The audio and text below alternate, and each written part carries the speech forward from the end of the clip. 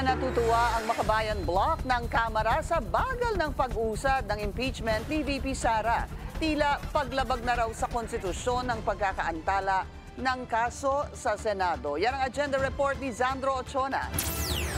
Naniniwala si House Deputy Minority Leader Franz Castro na nilalabag na ng Senado ang konstitusyon sa patuloy nitong hindi pag-aksyon sa inihaing impeachment complaint ng Kamara laban sa pangalawang Pangulo.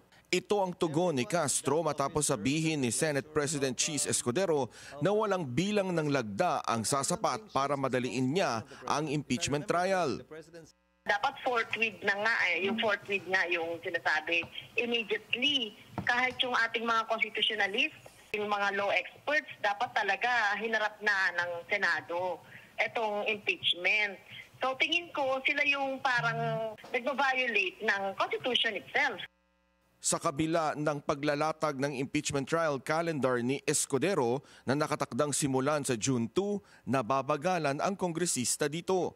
Siguro magkaiba kami ng ng pananaw ni SP. Alam ko attorney siya.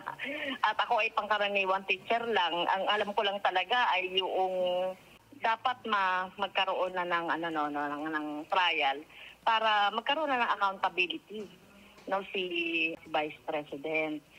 Sa programang On Point ng Bilyonaryo News Channel, sinabi ni Bataan Representative Geraldine Roman na malayo na masyado ang itinatakdang pagsisimula ng paglilitis. Meron tayong buwan ng Marso, buwan ng Abril, buwan ng Mayo, saka June 2. Those are 3 months. Sayang yung panahon. And for me, that does not really define what forthwith is.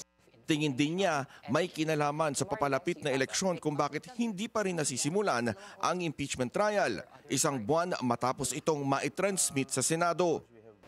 Ang tanong dyan ano bang susundan natin? Diba? Yung ating political career na hindi naman kinakailangan matalo ka dahil lang dun sa possibility na yon, o yung ating constitutional mandate. The question is it the right thing to do? I think more compelling reason yung constitutional mandate. Payo naman ang chairperson ng Committee on Good Government and Public Accountability ng Kamara sa Senado, simulan na ang ilang bahagi ng proseso ng pagtalakay sa impeachment. Before the impeachment trial proper, may mga procedural na dapat pang gawin ng Senate. Baka po pwede na silang umusad doon. Like for example, yung pagtitake ng oath ng mga senador, like yung pagpa-file, yung pagsasubmit ng answer. At least medyo may usad na nakikita tayo, di ba?